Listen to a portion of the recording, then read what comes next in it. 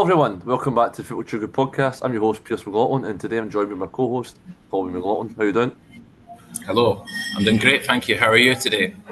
Doing good, aye. So just a brief one today, Christmas Football Chuggu special. We'll talk about a couple of Premiership results, English Premier League results, and a little roundup of all the Asian football news, which shouldn't be too detailed today. So we'll start off with the English Premier League results. So on Friday, but Saturday for us, because obviously time difference. The first game of the weekend was Newcastle 2, Chelsea 2. Sunday, 24th December, we had Bournemouth 1, Burnley 1, Brighton 0, Sunderland 0, Man City 3, West Ham 0, Wolves 0, Brentford 2, Tottenham 1, Liverpool 2, Everton 0, Arsenal 1, Leeds United 4, Crystal Palace 1. On Monday, the 22nd of December, we had Aston Villa 2, Manchester United 1, and this morning for us, so Tuesday, the 23rd of December, Fulham 1, Newcastle, Nottingham Forest 0. So, Tommy, what's the standout fixture for you from the past weekend in the English Premier League? For me, it's got to be the Newcastle versus Chelsea. I was going to say the Man United versus Aston Villa because Aston Villa they're starting to take points for a lot of big teams. But for me, the standout performance, like the end-to-end game that I watched against Newcastle and Chelsea, kind of showed me that was the most exciting game of the weekend. And Ultra Madrid doesn't fail to deliver. He's a goal machine. I know last week he scored an own goal, but he can score from both ends, score on goals and score goals. Man, he's an actual outstanding signing that they've signed. 7 goals and how many games, Pearse? 14, so one of the two. What about you? What game are you going to choose for the English Premier League? Before we go into my game, I want to just quickly touch on the game that you mentioned, Aston Villa, Man United. I don't think anyone's really talking about Aston Villa's form. That's now 11 consecutive wins in the Premier League. They went 6 games without winning, so 3 wins, 3 draws and 3 losses. But since then, they've had 11 wins in a row, and they're only 3 points behind Arsenal top of the table, a point behind Man City, sitting in third. They're title challengers for me. And the form of Morgan Rogers is pivotal to that. And obviously, they're just a really solid team. But my game of the weekend has to be the same game as you. Newcastle to Chelsea to St James's Park. Will Tamade, he's just a danger man. Big man in the box. He's got silky feet. He just reminds me of Peter Crouch. Similar size. And after the game, I don't know if you've seen it, he had an interview and it was with Peter Crouch, and he even asked, he says, when I was in Germany, people called me Peter Crouch. He said, can I get a picture? So there's no many players that get pictures with ex-players after games and requests, so I think he was a bit starstruck of Peter Crouch.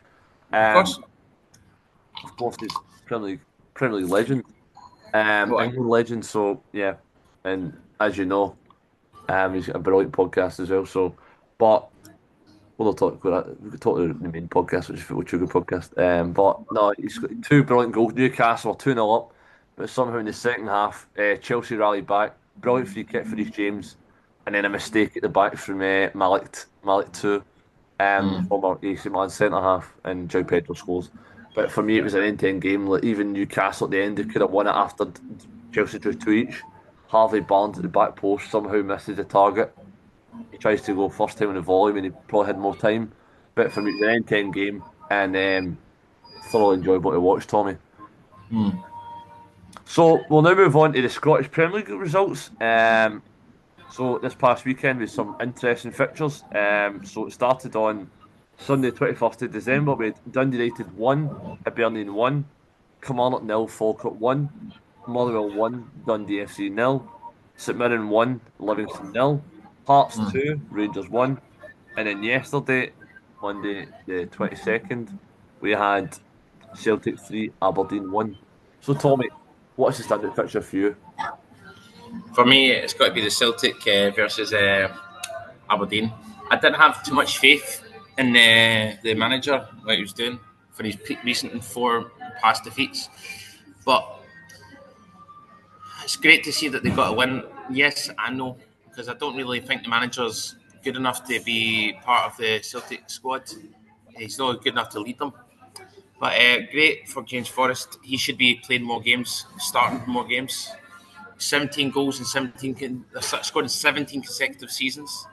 And obviously Nygren, I don't really rate him as a player, but he does pop up sometimes and get goals, big important goals for Celtic.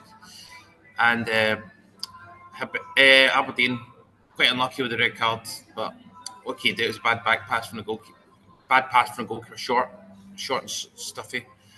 And that was about it. That's the game for me. That's kind of stood out. I watched it, and I was impressed with the intensity that some of the players showed.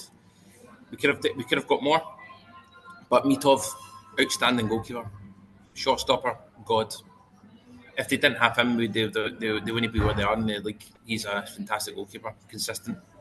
What about you? What game stood out for you? Yeah, it's not a game for me, but I'll talk briefly on this game because I thought, like you said, James Forrest, icon, brilliant player. But yet again, he just I think it was his second game back for injury.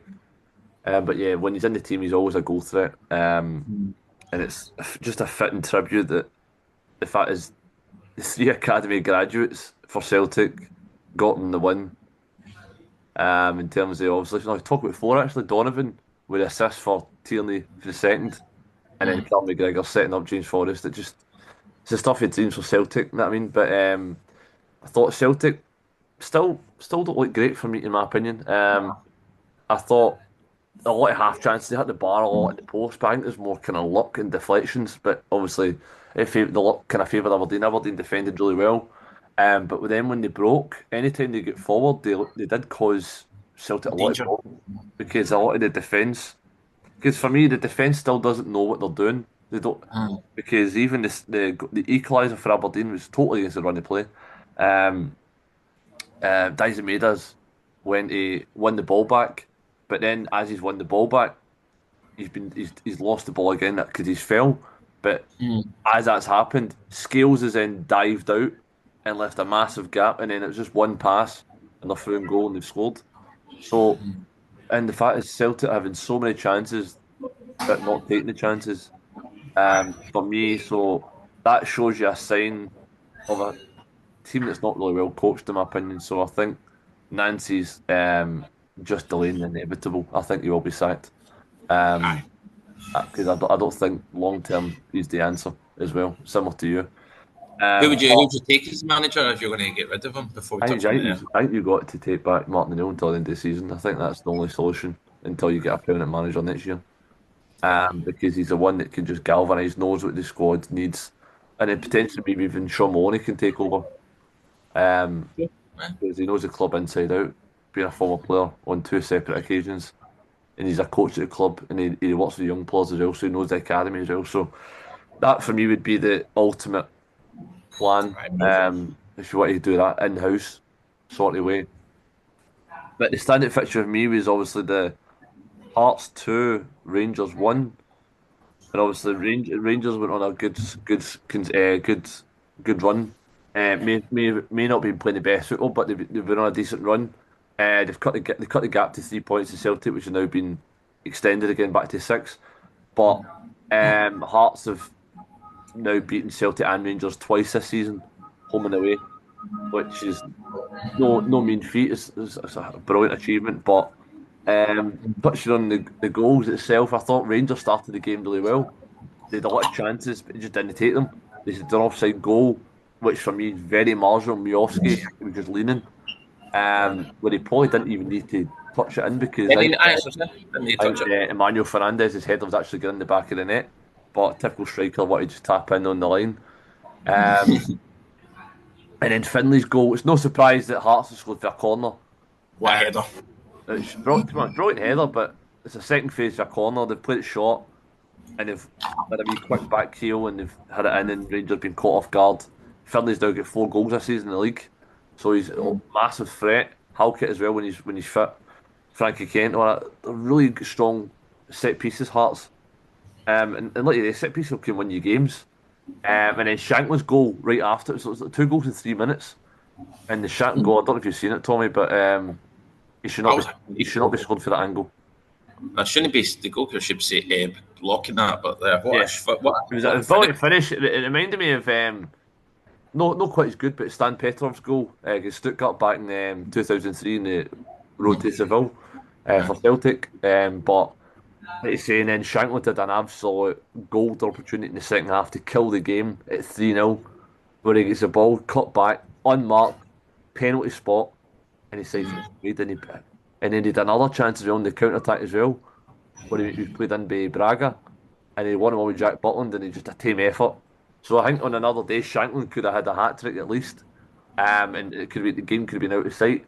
But then obviously Hearts switch off at the literally last kick of the game, and they get a goal back for Chamiti. But Hearts are dreamland. I think Hearts are serious. For me, serious title contenders. I think for me, they've got to be title favourites at the current time of recording of this podcast, because I think Celtic and Rangers look very weak and fragile, and Hearts look very strong. You know what I said all the time when I see the manager down at McGuinness? He knows how to defend. He knows how to make a club be cohesive. He knows how to bring them together. Like, he was always like, when he was with Aberdeen, he was always like, for the first, like, how many seasons he was there? He was always making a challenge. Six or 7 seasons, but the fact is, he last season always challenging. Plan, but like as you mentioned, but you know better than anyone, Derek McInnes at Aberdeen, because he was competing with a shoestring budget, and every year he was losing his best players. Aye, and he was still managing to keep challenging for the second, at least second place. Yeah, and got to a lot of finals as well, Scottish Cup, League Cup.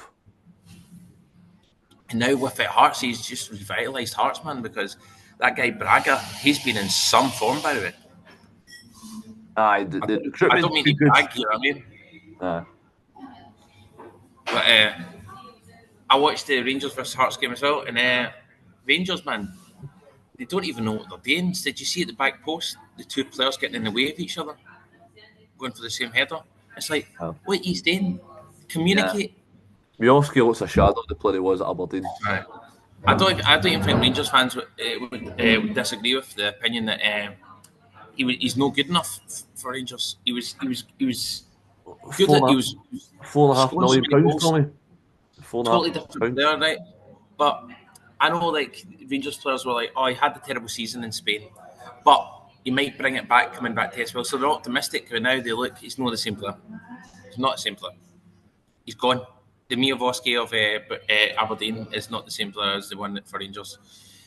As I just seen, like, he even caused Celtic problems for Aberdeen, man, doing like goals out of nowhere and that, dribbling.